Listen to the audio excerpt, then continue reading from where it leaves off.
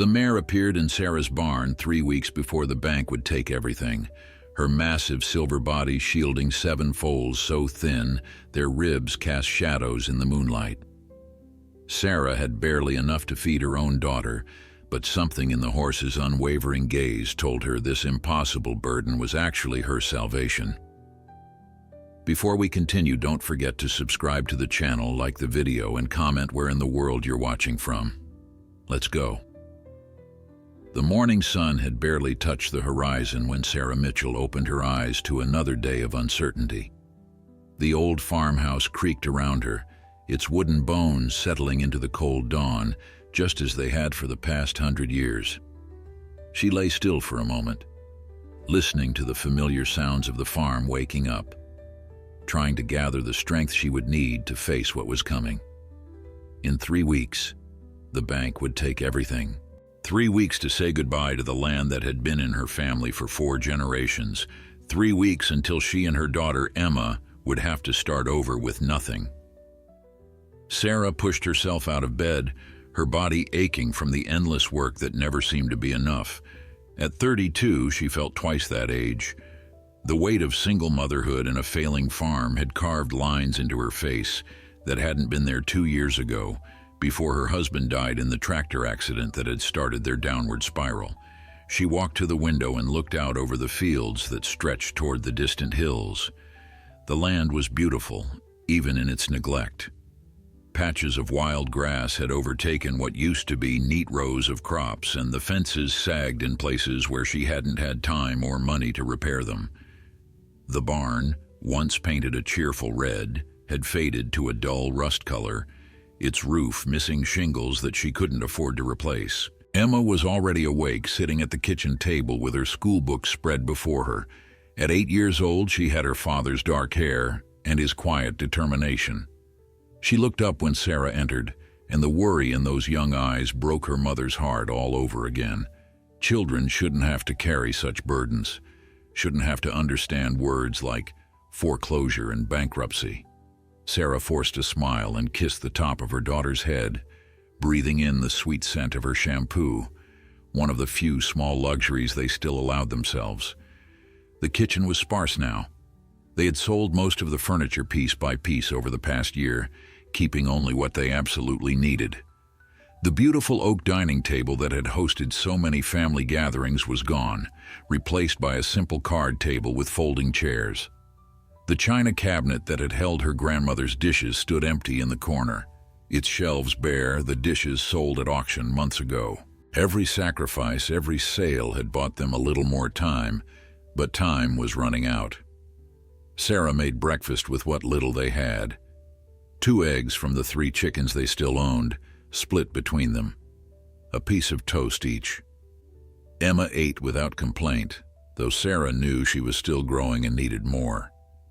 The guilt was a constant companion, sitting heavy in her chest as she watched her daughter try to be brave. After breakfast, Sarah walked Emma to the end of the long driveway where the school bus would pick her up. They stood together in the cool morning air, neither speaking, both pretending that everything was fine. When the bus pulled away, Sarah turned back toward the farm, her shoulders sagging under the invisible weight she carried. The list of tasks waiting for her was endless and mostly pointless. What was the use of mending fences on land that would soon belong to someone else? Why clean out the barn when they would be gone before winter? But she couldn't just give up, couldn't stop caring for the place even as it slipped through her fingers like water. Her grandfather had built that barn with his own hands. Her father had taught her to ride in those very fields. Her husband was buried on the hill overlooking the meadow. This wasn't just land. It was her entire history, her identity, her daughter's inheritance. Sarah spent the morning doing what she could. She fed the chickens, collected their eggs, and repaired a section of fence that had fallen during the last storm. The physical work helped quiet her mind, though it couldn't silence the constant worry that hummed beneath everything she did. Around noon, she stopped to rest, leaning against the barn door and looking out over the property. A neighbor had offered to buy some of her tools, and she had agreed, even though selling them felt like admitting defeat. The money would help them get started somewhere new, maybe rent a small apartment in town where Emma could stay in the same school. The afternoon brought more bad news. The lawyer called to confirm what she already knew. There were no more extensions, no more options, no miracle solutions. The bank had been patient, but their patience had limits. In 3 weeks, the farm would be auctioned. Everything would go to pay her debts, and whatever was left, if anything, would be hers to start over with. She thanked him for trying and hung up the phone, then sat at the kitchen table and let herself cry. Not for long, because there was no time for tears, but enough to release some of the pressure that had been building inside her. When Emma came home from school, Sarah had composed herself. They did homework together, and Sarah made dinner from the vegetables in their garden and a chicken she had butchered that morning. One less mouth to feed, one more meal on the table. This was how they lived now, day by day, meal by meal, holding on to each other because they were all they had left. That night, after Emma was asleep, Sarah stood on the porch and looked up at the stars. The same stars her grandfather had looked at, and his father before him. She wondered if they would be disappointed in her for losing the farm, or if they would understand that she had fought as hard as she could. She was about to go inside when she heard something unusual. A sound from the direction of the barn, different from the normal night noises of the farm.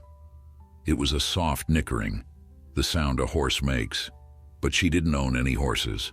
She hadn't for over a year, since she had sold the last one to pay for Emma's school supplies and winter clothes. Sarah's heart quickened as she stepped off the porch and walked toward the barn, her flashlight cutting through the darkness. What she was about to discover would change everything. Sarah's hand trembled as she pushed open the barn door, the old hinges groaning in protest. The beam of her flashlight swept across the empty stalls, casting long shadows that danced against the wooden walls. She had expected to find a raccoon, or perhaps a stray dog that had wandered onto the property looking for shelter.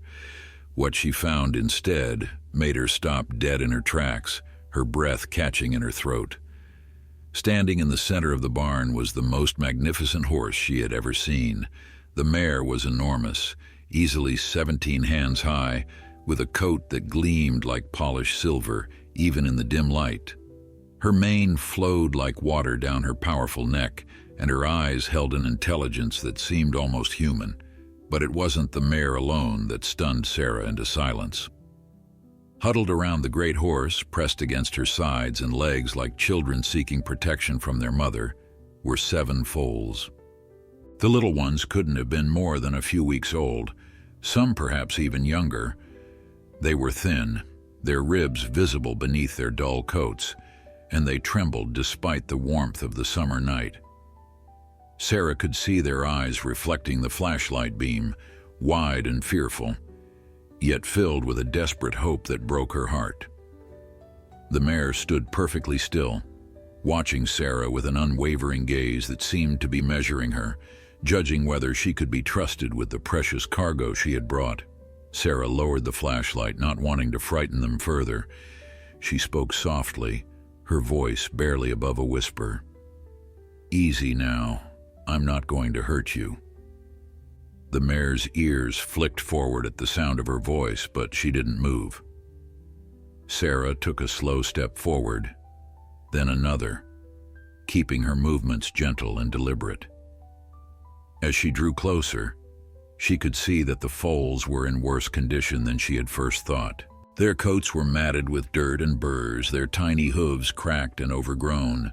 One of them, a little bay with a white star on its forehead, could barely stand, its legs shaking with exhaustion. "How did you get here?" Sarah murmured, more to herself than to the horses. "Where did you come from?" The mare gave a soft nicker, as if trying to answer, and one of the foals took a tentative step towards Sarah, its curiosity overcoming its fear. The little one stretched out its nose, sniffing at Sarah's outstretched hand, and she felt its warm breath against her palm. In that moment, something shifted inside her. These animals needed help, and despite everything she was facing, despite the farm she was about to lose and the uncertain future that awaited her and Emma, she knew she couldn't turn them away. Sarah spent the next hour moving carefully around the barn, assessing the situation. The mare allowed her to approach the foals, seeming to understand that Sarah meant no harm. She filled water buckets from the pump outside, and the horses drank greedily, the foals splashing and making soft, whinnying sounds as they finally quenched their thirst. She found some old hay in the loft, dusty but still good enough to eat, and spread it out for them. The mare ate first, then stepped aside to let the foals have their share, watching over them with a protective vigilance that reminded Sarah of herself with Emma. As she worked, Sarah's mind raced with questions. Where had these horses come from? They weren't wild, that much was certain. The mare had clearly been domesticated, and her size and conformation suggested she was a valuable breed, possibly a draft horse or a warm blood.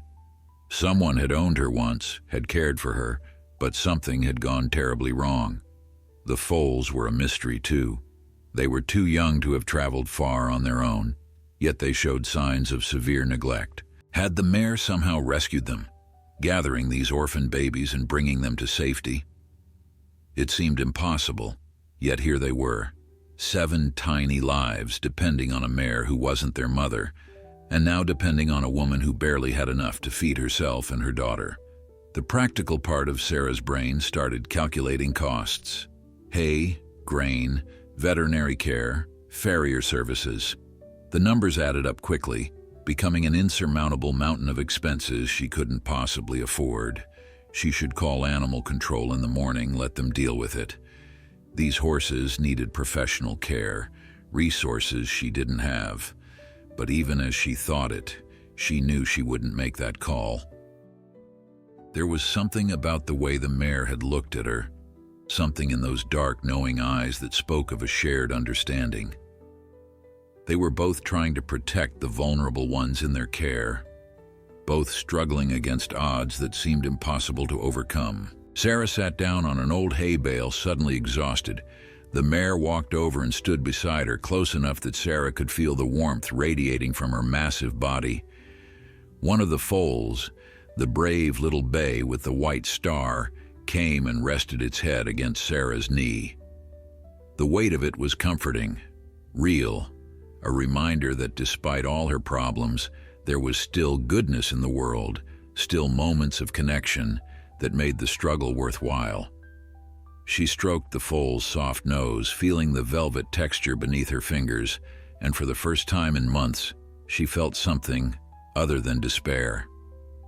The night deepened around them, and Sarah knew she should go back to the house, get some sleep before Emma woke up and the new day began. But she stayed a little longer, surrounded by these unexpected visitors who had appeared in her barn like a gift or perhaps a test. Tomorrow she would have to figure out what to do, how to care for 8 horses when she could barely care for 2 people. Tomorrow she would have to face the reality of her situation and make hard choices. But tonight, sitting in the quiet barn with the mare standing guard and the foals sleeping peacefully around her, Sarah allowed herself to feel something she hadn't felt in a very long time. She felt needed. She felt purposeful. She felt for just a moment that maybe everything would be all right. Sarah woke with a start on the hay bale, her neck stiff from sleeping in an awkward position. The first rays of dawn were filtering through the gaps in the barn walls, painting everything in shades of gold and amber. For a confused moment, she couldn't remember why she was in the barn instead of her bed. Then she heard the soft sounds of the horses moving in their stalls, and the events of the previous night came flooding back. The mare stood exactly where Sarah had last seen her, as if she had kept watch all night, and the foals were beginning to stir, their small bodies stretching and yawning. Sarah stood up quickly, wincing at the protest from her muscles, and hurried toward the house. She needed to check on Emma and figure out what to tell her daughter about their unexpected guests. As she crossed the yard, her mind churned with worry. How would she explain this? How would she justify taking on more responsibility when they were already drowning? But before she could reach the porch, she saw Emma standing at the kitchen window, her small face pressed against the glass, eyes wide with wonder. The moment Emma saw her mother, she flew out the door, still in her pajamas, her feet bare against the dewy grass.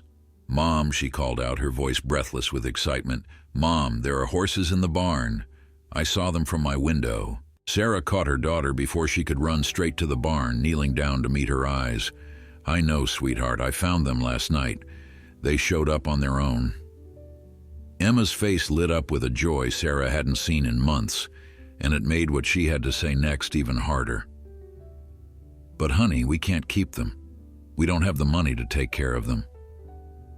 Emma's expression crumbled, tears welling up in her eyes. "But Mom, they need us. Please, can't we at least help them for a little while?"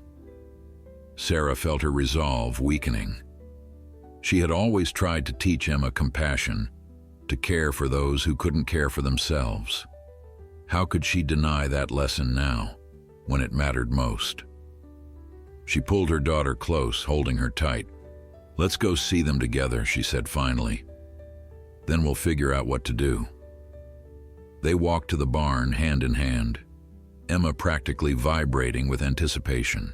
When Sarah opened the door, the mare turned her head toward them, and Sarah could have sworn she saw recognition in those intelligent eyes, as if the horse remembered her kindness from the night before. Emma gasped at the sight of the magnificent animal and the 7 small foals clustered around her. "She's so big," Emma whispered, her voice filled with awe. "And the babies are so tiny. Can I touch them?" Sarah nodded, and together they approached slowly. The mare watched Emma carefully but didn't show any signs of aggression. Emma reached out with tentative fingers and touched the nose of the nearest foal, a small chestnut with a crooked white blaze. The foal nuzzled against her palm, and Emma giggled, the sound like music in the quiet barn. "Oh, Mom, she's so soft. Look, she likes me." Sarah watched her daughter's face transform with happiness, and in that moment she knew she had already made her decision, even if it was reckless, even if it was impossible. They spent the morning tending to the horses. Sarah showed Emma how to fill the water buckets and spread hay, teaching her the same lessons her own father had taught her years ago on this very farm. Emma was a natural, gentle and patient with the skittish foals, speaking to them in a soft voice that seemed to calm their fears. The little bay with the white star took a particular liking to Emma, following her around the barn like a shadow. Emma named her Hope, and Sarah didn't have the heart to tell her daughter that naming something made it harder to let go. While Emma was distracted with the foals, Sarah examined the mare more closely. She ran her hands along the horse's powerful shoulders and legs, checking for injuries or signs of illness. The mare was in surprisingly good condition considering she had been caring for 7 young foals. Her hooves needed trimming, and she could use some extra nutrition, but overall she was healthy and strong. Sarah noticed something else too. Around the mare's neck, hidden beneath her thick mane, was a faded halter with a metal plate. Sarah carefully turned the plate to read the engraving, hoping it might give her some clue about where the horse had come from. The name on the plate was worn but still legible. Athena. Sarah whispered the name aloud, and the mare's ears pricked forward in response. "So that's what they called you. Athena, the goddess of wisdom and protection." It seemed fitting for a horse who had taken on the role of guardian for 7 orphaned foals. But there was no other information on the plate, no phone number or address, nothing that would help Sarah find the mare's owner. She made a mental note to call around to local farms and check online for missing horse reports, though something told her that whoever had owned Athena had either lost her through neglect or abandoned her deliberately. By mid-morning, Sarah knew she couldn't put off the inevitable any longer. She needed supplies. The small amount of hay in the loft wouldn't last more than a day or two, and the foals needed proper nutrition if they were going to survive. She checked her bank account on her phone, wincing at the balance. She'd been saving every penny for the move, for deposits on an apartment and utilities, for the transition that was coming in 3 weeks. Using that money for horse feed felt like stepping off a cliff with her eyes closed. But what choice did she have? Sarah loaded Emma into their old truck and drove to the farm supply store in town. The owner, Mr. Peterson, had known her family for years. He greeted her with his usual friendly smile, but his expression grew concerned when she started loading bags of grain and hay bales into a cart. "Sarah," he said gently, "I heard about the farm. Are you sure you should be buying all this?" Sarah met his eyes, seeing the pity there that she had grown to hate. "I found some horses that need help," she explained. "I can't just let them starve." Mr. Peterson studied Sarah for a long moment, then nodded slowly. He rang up her purchases without another word, but when she pulled out her debit card to pay, he held up his hand. "Wait," he said, disappearing into the back room. Sarah stood at the counter confused while Emma browsed the displays of horse brushes and lead ropes with wide eyes. When Mr. Peterson returned, he was carrying 2 more bags of grain and a bundle of medical supplies. "Consider it a donation," he said firmly. "And you tell anyone who asks that Pete Peterson doesn't turn his back on people who help animals in need." Sarah felt tears prick her eyes, but she blinked them back. "Mr. Peterson, I can't accept charity. I'll pay you back as soon as I can." The old man waved away her protests. "It's not charity, Sarah. It's neighbors helping neighbors, the way it's supposed to be. Your grandfather helped me out more times than I can count when I was starting my business. Let me return the favor." He helped her load everything into the truck, and Emma gave him an enthusiastic hug that made the gruff old man's eyes go soft. "You take care of those horses, little one," he told Emma. "And you take care of your mama. She's good people." The drive home was quiet, but it was a different kind of silence than the heavy, worried quiet that usually filled their truck. Emma hummed softly to herself, already planning names for the other foals, while Sarah gripped the steering wheel and tried not to think about how much of their safety net she had just spent. But there was also a small spark of something warm in her chest, something that felt dangerously close to hope. Mr. Peterson's kindness had reminded her that they weren't completely alone in this struggle, that there were still good people in the world willing to help. When they got back to the farm, Sarah and Emma unloaded the supplies together. Sarah showed her daughter how to properly portion out the grain, mixing it with water to make it easier for the youngest foals to digest. Athena watched the entire process with her calm, steady gaze. And when Sarah finally set down the buckets, the mare gently nudged her shoulder as if in thanks. The gesture was so deliberate, so clearly intentional, that Sarah found herself laughing. "You're welcome," she told the horse, "though I'm pretty sure I'm the one who should be thanking you for bringing me back to life." Over the next few days, a routine began to establish itself. Sarah would wake before dawn to feed the horses, then get Emma ready for school. After the bus picked up her daughter, she would spend the morning working with the foals, checking them over for any signs of illness or injury, cleaning their hooves and gently handling them so they would learn to trust humans. The work was exhausting, but also strangely therapeutic. There was something healing about caring for these vulnerable creatures, about seeing them grow stronger each day under her attention. The little bay that Emma had named Hope was thriving, gaining weight and energy with each passing day. She had become Emma's shadow, whinnying excitedly whenever the girl appeared at the barn door after school.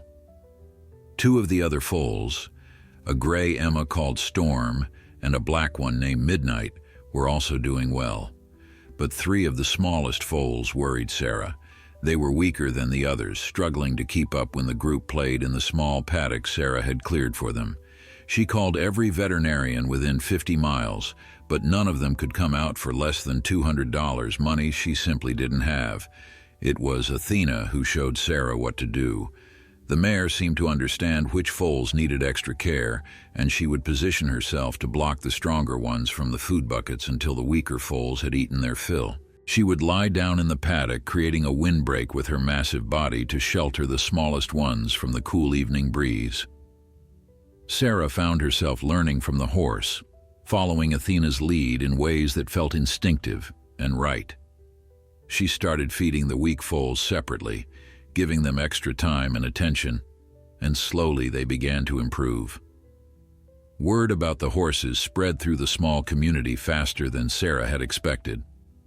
Neighbors started dropping by, some out of curiosity, others bringing gifts. Mrs. Chen from the next farm over brought a wheelbarrow full of apples from her orchard. The Rodriguez family, who owned the hardware store, donated some lumber and helped Sarah repair the worst sections of the paddock fence. Even people Sarah barely knew found reasons to stop by, and most of them left something behind. A bag of carrots here, some old blankets there, a jar of homemade jam for Sarah and Emma. It was as if the appearance of the horses had awakened something in the community, reminded people of the bonds that connected them. But not everyone was supportive. One afternoon, a sleek black car pulled into Sarah's driveway, and a woman in an expensive suit stepped out. She introduced herself as Diane Foster, a representative from the bank. Sarah's stomach dropped. She had hoped for a few more days before having to face this particular reality. "Ms. Mitchell," the woman began, her tone professionally sympathetic, "I wanted to come by personally to discuss the upcoming foreclosure proceedings. We need to schedule a time for the property assessment, and there are some papers you need to sign." Sarah invited her inside, acutely aware of how bare the house looked, how worn and tired. Emma was at school, thank God, so she didn't have to witness this humiliation. As they sat at the small kitchen table, Diane Foster spread out her documents explaining the timeline, the process, what Sarah could expect.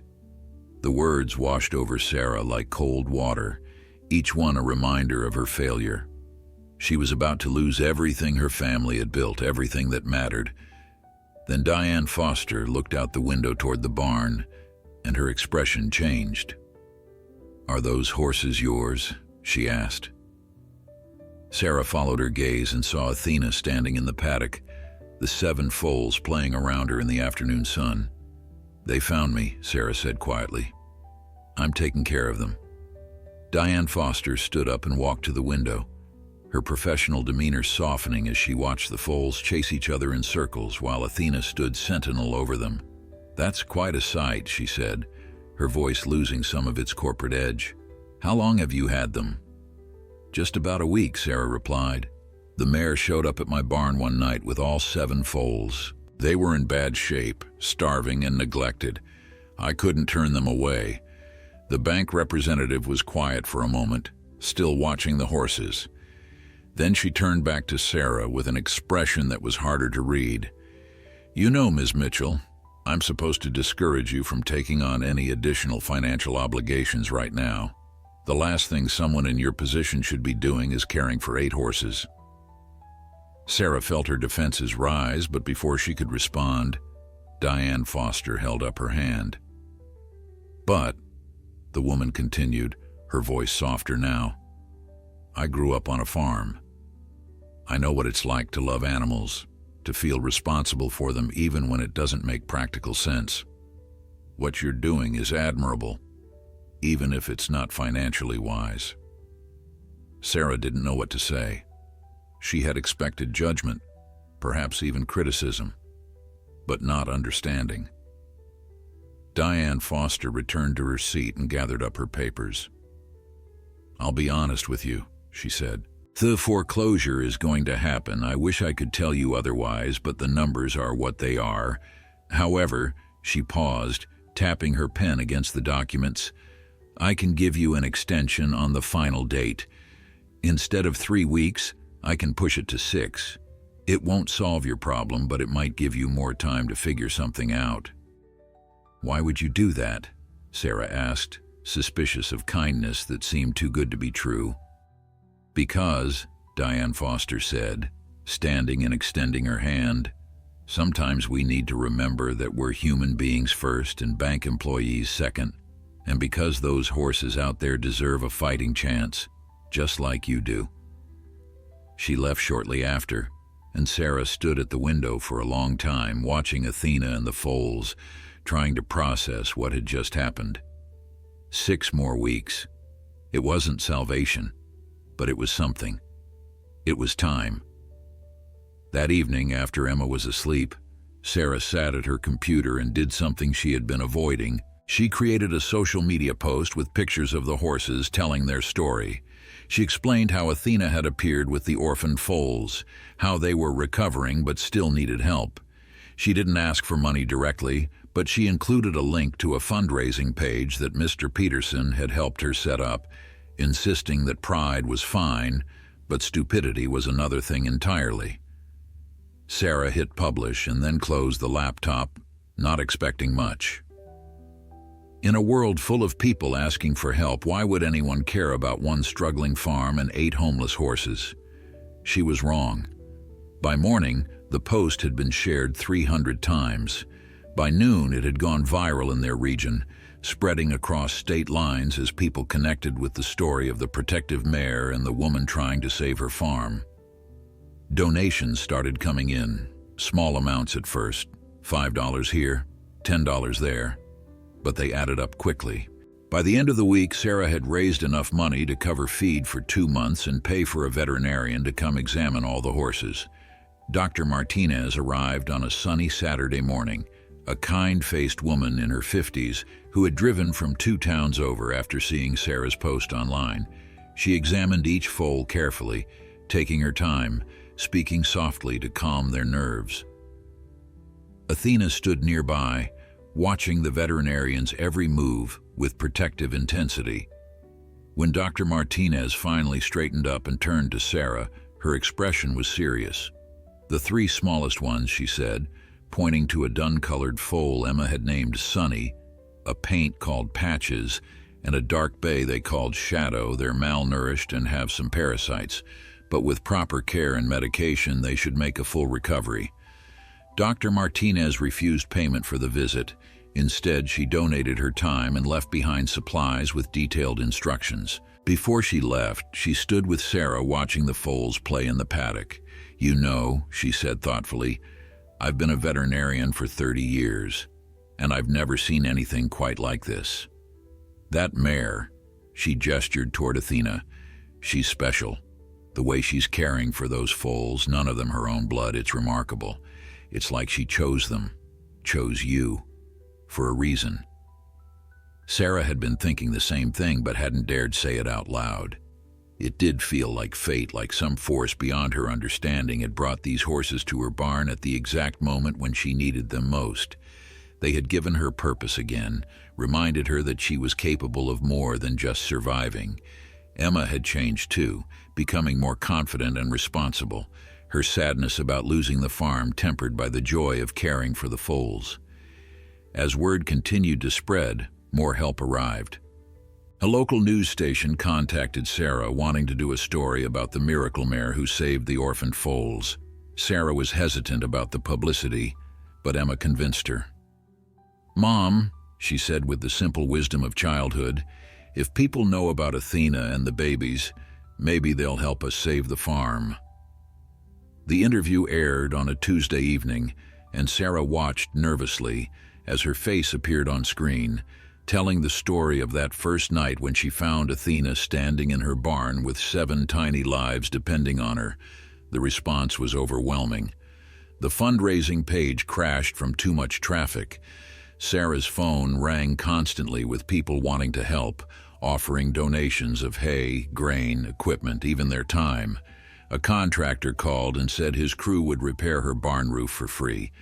A local feed store owner promised 6 months of free grain. People from across the state were sending checks, some with notes attached sharing their own stories of hardship and how animals had helped them through difficult times. But it was the letter that arrived on Thursday that truly changed everything. Sarah found it in the mailbox, a thick envelope with an attorney's letterhead. Sarah's hands trembled as she opened the envelope, fear coiling in her stomach. Letters from attorneys rarely brought good news, especially for someone in her situation. She pulled out the crisp pages and began to read, her eyes scanning the formal language, trying to make sense of the legal terminology. Then she stopped, read the paragraph again, and sat down heavily on the porch steps, her legs suddenly unable to support her weight. The letter was from a law firm representing the estate of Margaret Whitmore, a woman Sarah had never heard of. According to the attorney, Margaret Whitmore had passed away 3 months ago at the age of 87. She had been a wealthy philanthropist who had spent her life rescuing horses and supporting family farms. The letter explained that Margaret had seen the news story about Sarah and Athena, and in the final weeks of her life, she had made arrangements. Before her death, she had instructed her attorneys to help Sarah if the story about the Mare and foals proved to be true. Sarah's eyes blurred with tears as she read the next part. Margaret Whitmore's estate was prepared to pay off the mortgage on Sarah's farm in full.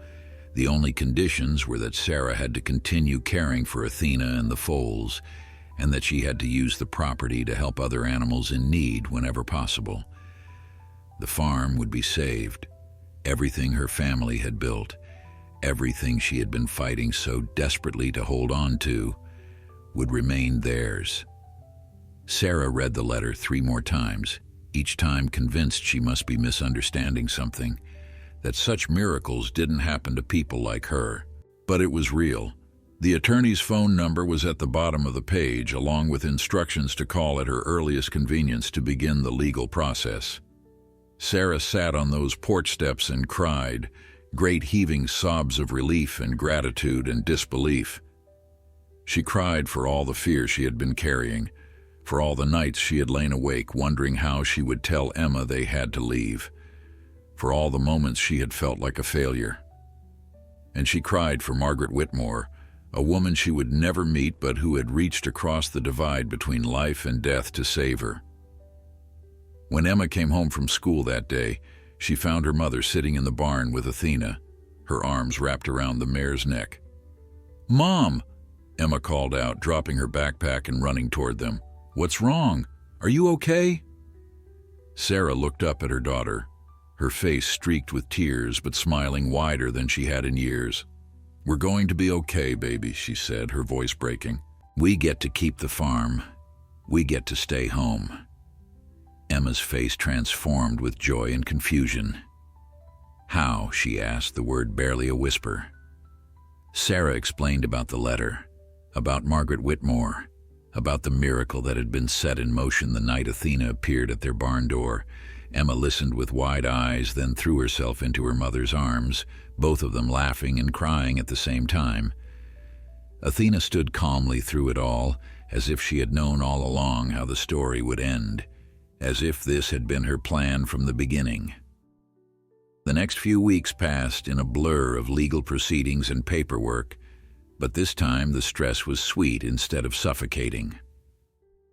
The attorney handling Margaret's estate, a kind man named Robert Chen, made the process as smooth as possible. He explained that Margaret had been very specific in her instructions. She had watched the news story from her hospital bed and had been moved by the sight of Athena protecting the foals. Margaret herself had been a single mother once, had nearly lost her own farm decades ago, before an unexpected inheritance saved her. She had never forgotten what it felt like to be that desperate, that close to losing everything. Margaret had built her fortune carefully over the years, investing wisely and living modestly so that she could use her wealth to help others. Her estate was funding similar interventions across the country, targeting family farms on the brink of foreclosure, particularly those run by single mothers or families who were using their land to help animals. Robert explained that there were conditions in the agreement beyond just caring for the horses. Sarah would need to document the care she provided, submit annual reports, and agree to allow the estate's representatives to visit periodically to ensure the terms were being met. Sarah agreed to everything without hesitation. These were not burdens but blessings, accountability that would help her stay focused on the mission Margaret had entrusted to her. Within 6 weeks, the mortgage was paid in full.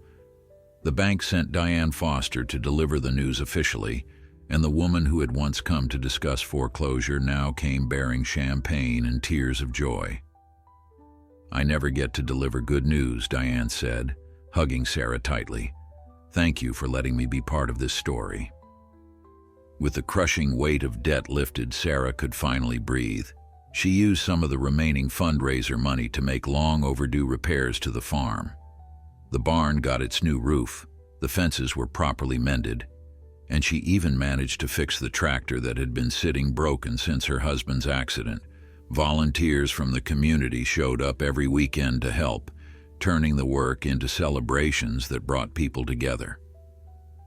The farm began to look like it had in her grandfather's time, well-maintained and proud. The foals continued to thrive under Sarah's care. Even the 3 smallest ones, Sunny, Patches, and Shadow, had grown stronger and healthier. They played in the paddock with boundless energy, their coats now glossy and their eyes bright with life. Athena watched over them all, still protective but noticeably more relaxed, as if she too understood that they were finally safe. Sarah often caught herself watching the mare, wondering about her story, about where she had come from and how she had found these orphan foals in the first place. One evening, about 2 months after the miracle that saved the farm, Sarah received an unexpected phone call. The voice on the other end was hesitant, belonging to a woman who introduced herself as Catherine Reynolds. "I saw your story on the news," Catherine began, her words tumbling out nervously. "The one about the mare and the foals. I think that mare might have belonged to my late husband." Sarah's heart skipped a beat. She had always wondered about Athena's origins, had imagined countless scenarios but never found any answers. "Please," she said, gripping the phone tightly, "tell me everything." Catherine explained that her husband James had owned a horse rescue operation about 60 miles away. He had died suddenly from a heart attack 8 months ago, leaving Catherine to manage dozens of horses on her own. Overwhelmed and grieving, she had been forced to sell most of them, but several had escaped during the chaos of those early weeks. She had spent months trying to track them down. "We had a mare named Athena," Catherine continued, her voice breaking. "She was James's favorite. A Belgian draft horse, silver dapple, about 17 hands. She was pregnant when she disappeared, but she never had her foal. We think she might have miscarried." Sarah listened, pieces of the puzzle finally coming together.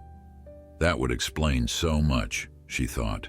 The mare's maternal instincts, her fierce protection of foals that weren't her own, the way she had gathered these orphan babies and brought them to safety. Athena had lost her own foal and had found a way to save others, to channel her grief into purpose. It was heartbreaking and beautiful at the same time.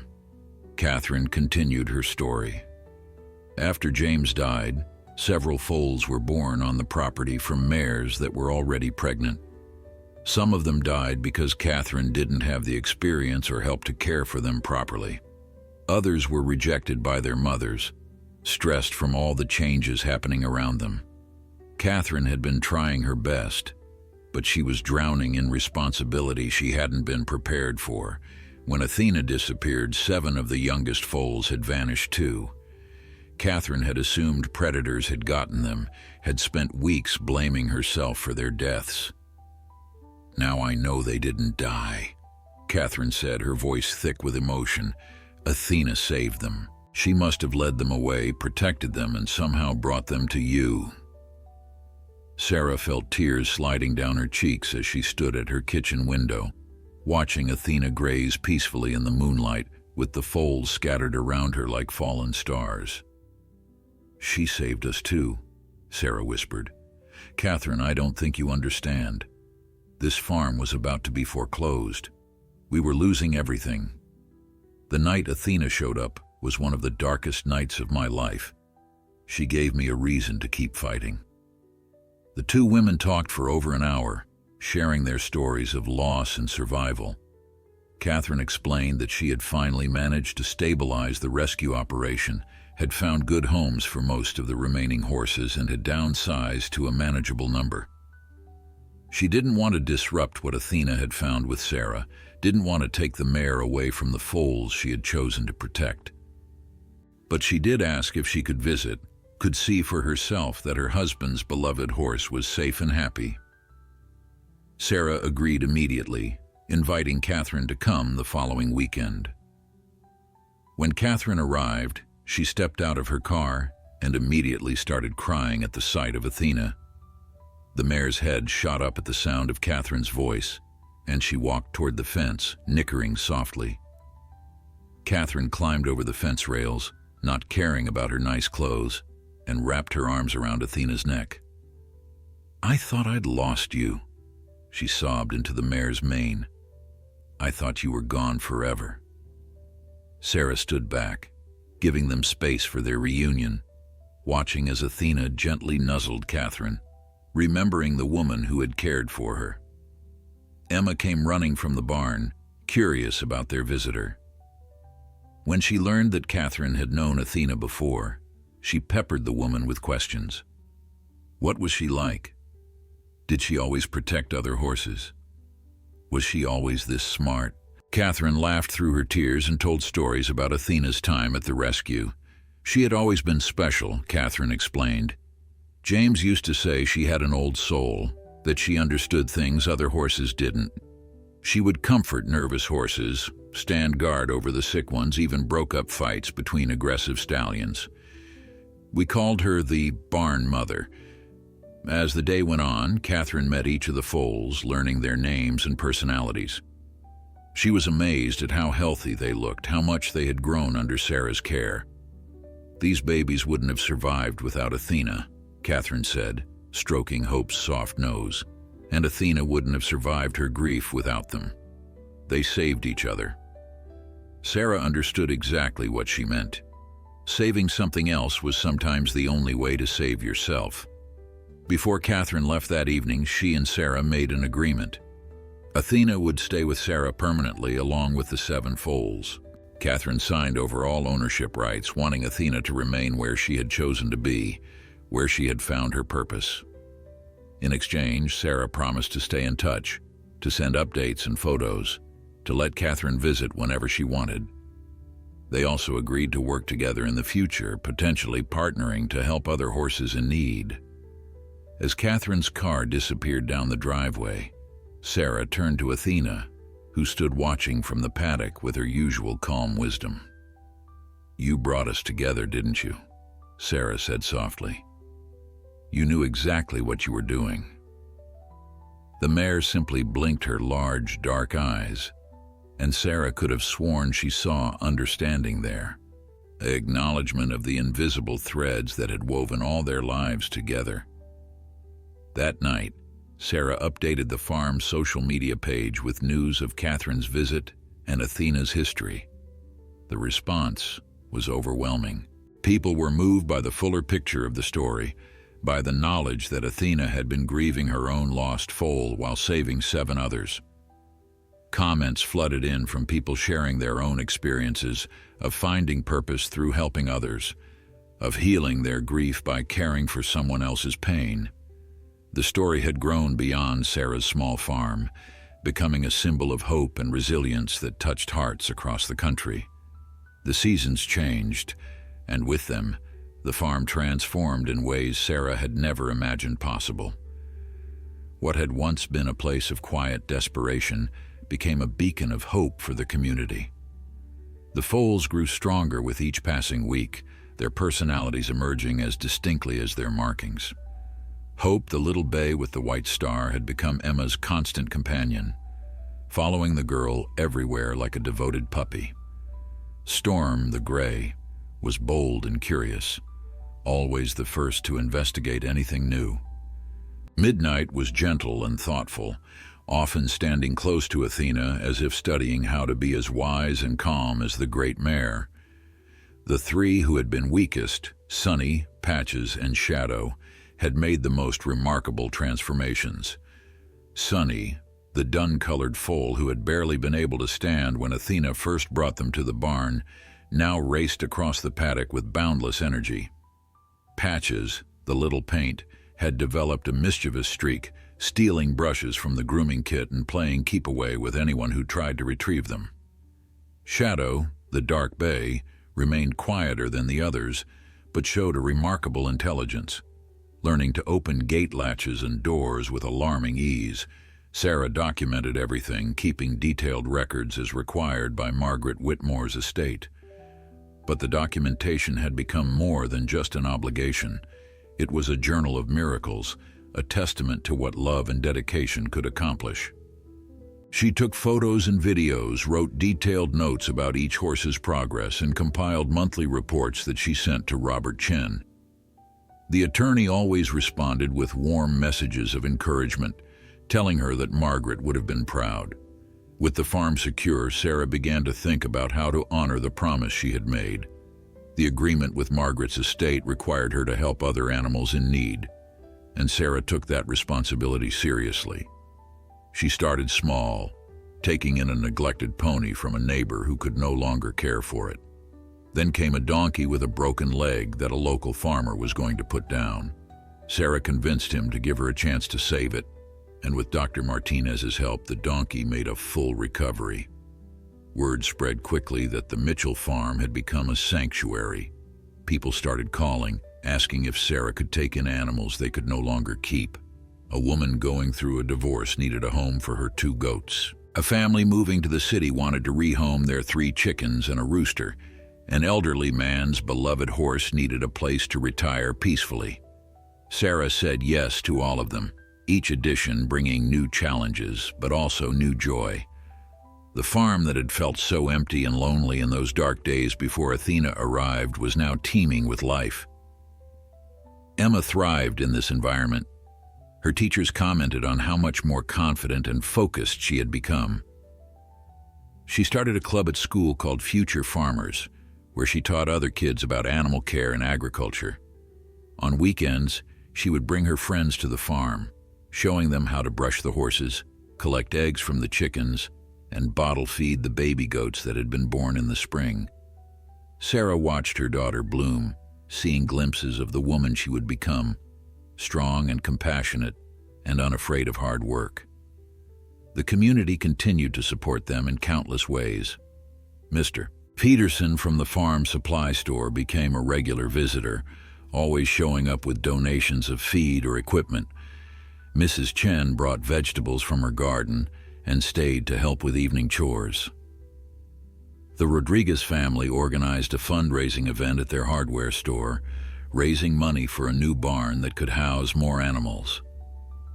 The local high school's agriculture program adopted the farm as a field trip destination, sending students to learn about animal rescue and rehabilitation. One afternoon, Sarah received a call from a television producer in the city. They wanted to create a documentary series about the farm, following the stories of the animals Sarah rescued and the people who brought them there. Sarah was hesitant at first, worried about losing their privacy, but Emma convinced her.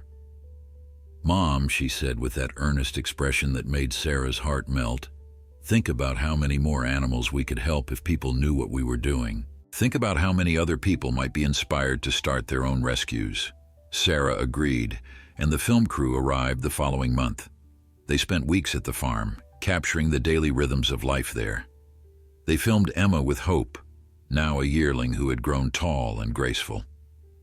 They recorded Athena's interactions with the other animals, documenting how the mare had become the matriarch of the entire sanctuary.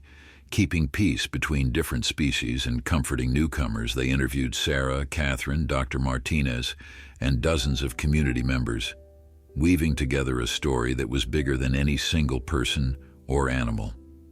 The documentary aired on a major streaming platform 6 months later. Sarah watched the premiere with Emma, Athena standing just outside the window as if she knew this was about her.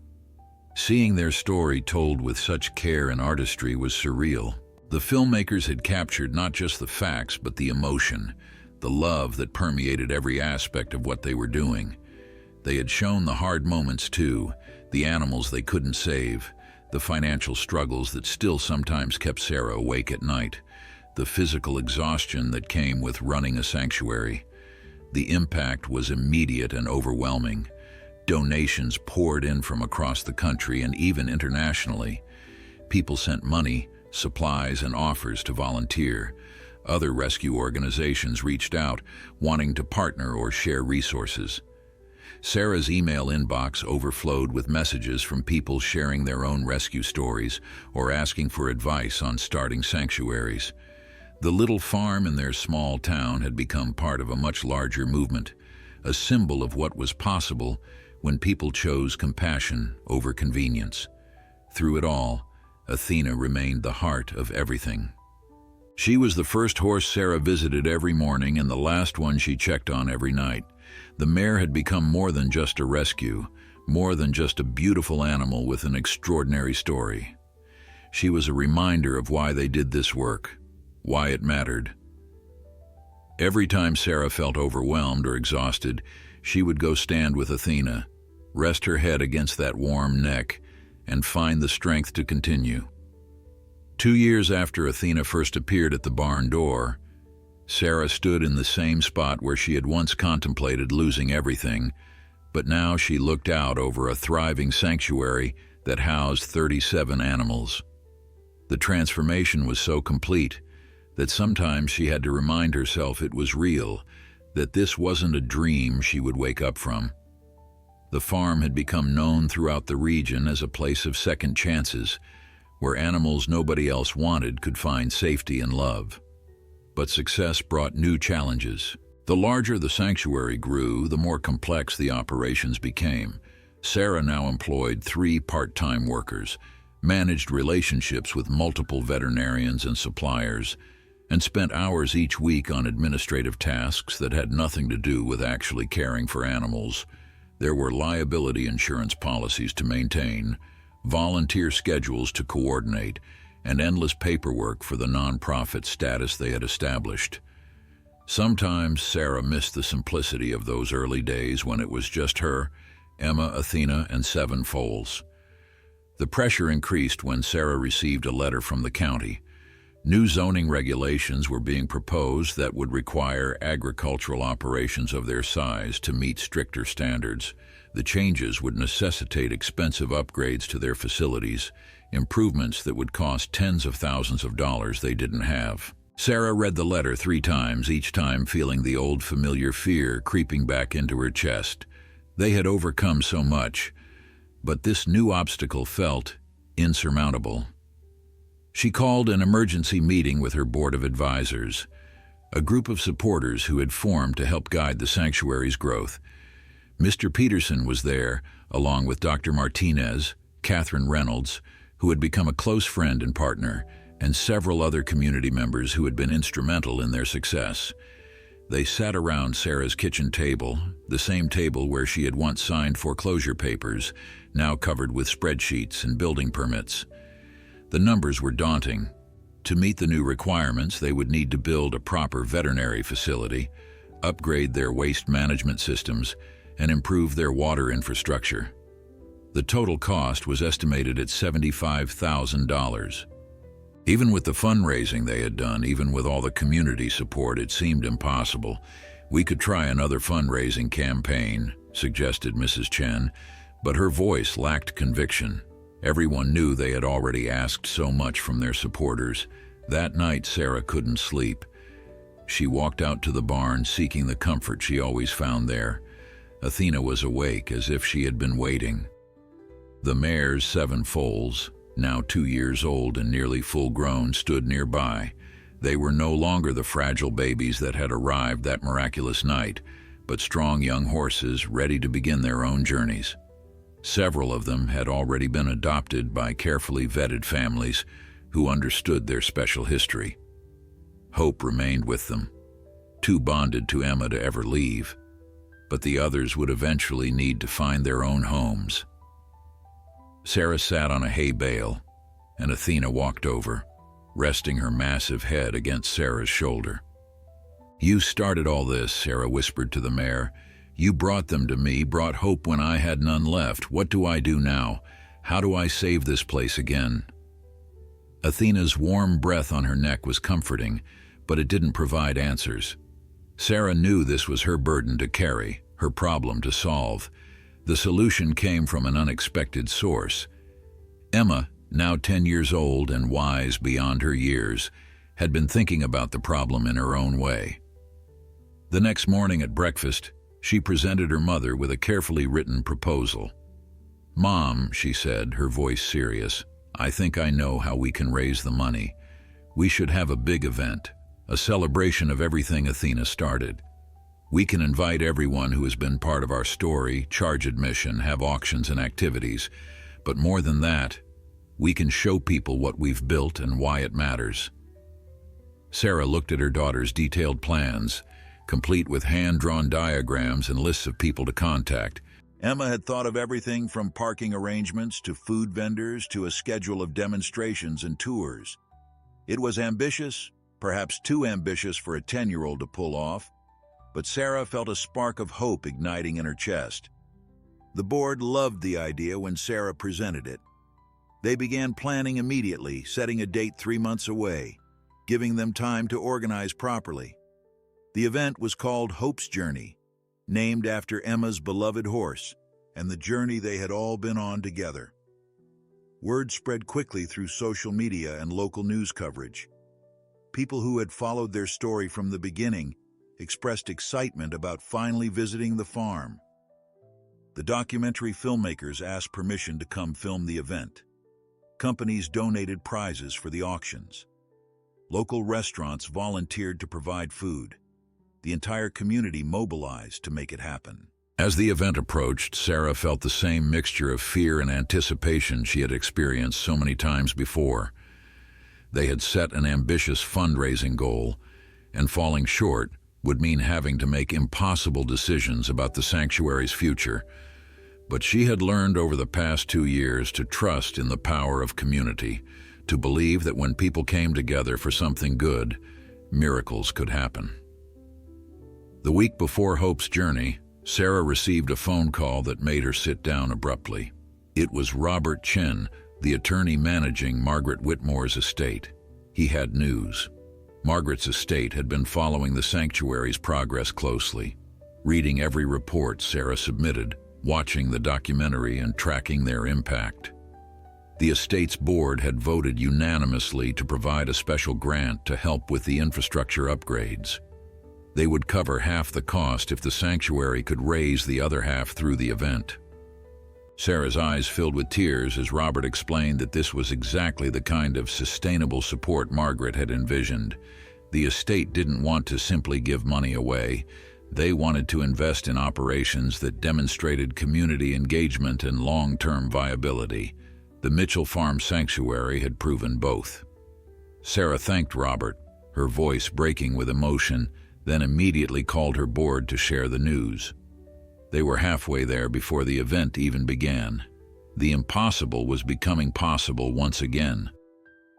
The morning of Hope's Journey dawned clear and bright, the kind of perfect spring day that felt like a gift from the universe. Sarah stood on her porch at sunrise, watching the first volunteers arrive to set up tents and tables across the fields that had once grown nothing but weeds and worry. She thought about the woman she had been 2 years ago, broken and desperate, standing in this same spot convinced that her world was ending. That woman could never have imagined what was about to happen today. By 9 o'clock, cars were streaming down the long driveway, parking in the designated areas that Emma had so carefully planned. Families with children, elderly couples, teenagers, and people from every walk of life came together, united by their connection to the story of a mare who had saved 7 foals and, in doing so, had saved so much more. Sarah watched them arrive with wonder, still amazed that their small story had touched so many hearts. Emma was everywhere at once, her clipboard in hand, directing volunteers with the confidence of someone 3 times her age. She wore a t-shirt she had designed herself, featuring a silhouette of Athena surrounded by 7 smaller horses, with the words, Hope's Journey printed underneath. Hope, her beloved bay mare, followed her through the crowds, wearing a matching banner across her chest, charming everyone they passed. The bond between girl and horse was so evident, so pure, that people stopped to take photos, capturing a friendship that had quite literally saved them both. The event exceeded every expectation. Hundreds of people toured the sanctuary, meeting the animals whose stories had been shared online and in the documentary. They saw the goats that had been rescued from neglect, the elderly horses living out their final years in peace, the chickens that had been saved from a hoarding situation. Each animal represented a second chance, a life that had been valued when others had deemed it worthless. Volunteers shared these stories with passion, and visitors responded with open hearts and wallets. The silent auction tables were crowded with people bidding on everything from artwork featuring Athena to weekend getaways donated by local businesses. The live auction, held in the afternoon, brought in even more. When a local artist offered a custom portrait of any visitor's pet, the bidding went wild, eventually selling for $3,000. A family that had followed their story from the beginning purchased naming rights to the new veterinary facility, donating $10,000 in honor of their daughter who dreamed of becoming a veterinarian. But the most magical moment came when Athena herself made her appearance. Sarah led the great mare into the main demonstration arena, and a hush fell over the crowd of nearly 500 people.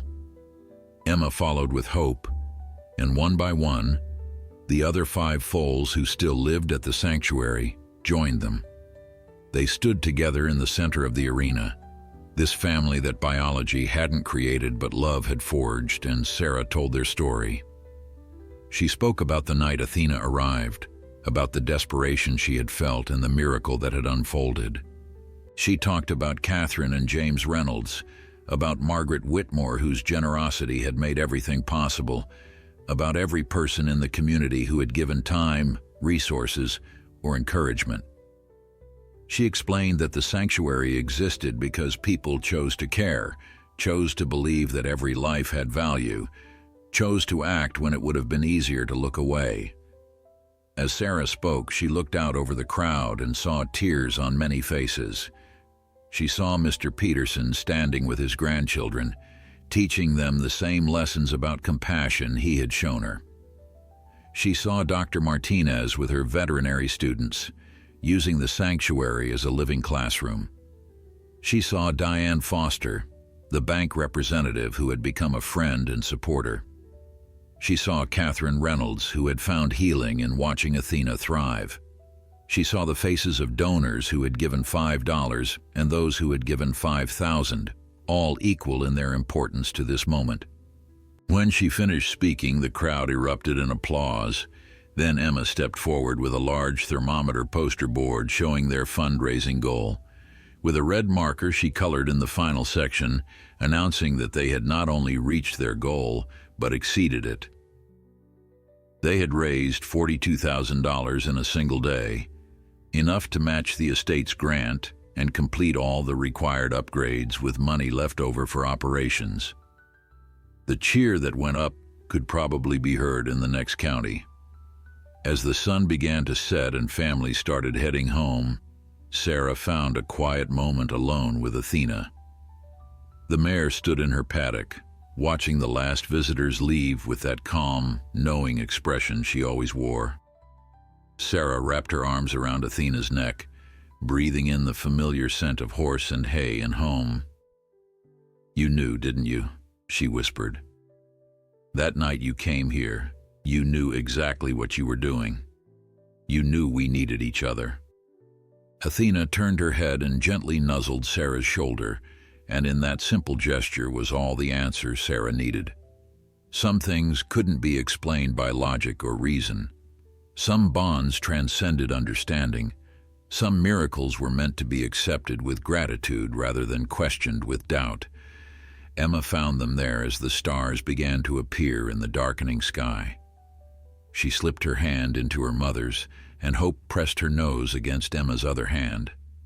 4 beings, 2 human and 2 horse, connected by an invisible thread of love and trust and mutual salvation.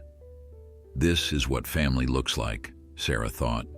Not always bound by blood, but always bound by choice, by commitment, by showing up for each other day after day. The farm that Sarah had once been prepared to lose was now more than saved. It was thriving, growing, becoming a beacon of hope for animals and humans alike. The future that had seemed so dark and uncertain was now bright with possibility. There would be challenges ahead, Sarah knew that. There would be hard days and difficult decisions and moments when she questioned whether she could continue. But she also knew she wouldn't face them alone. She had Emma, growing stronger and more remarkable every day. She had a community that had proven its loyalty and generosity time and again. She had partners and supporters who believed in their mission. And she had Athena, the magnificent mare who had started it all, who had brought 7 orphan foals to a desperate woman's barn door and changed the course of all their lives forever.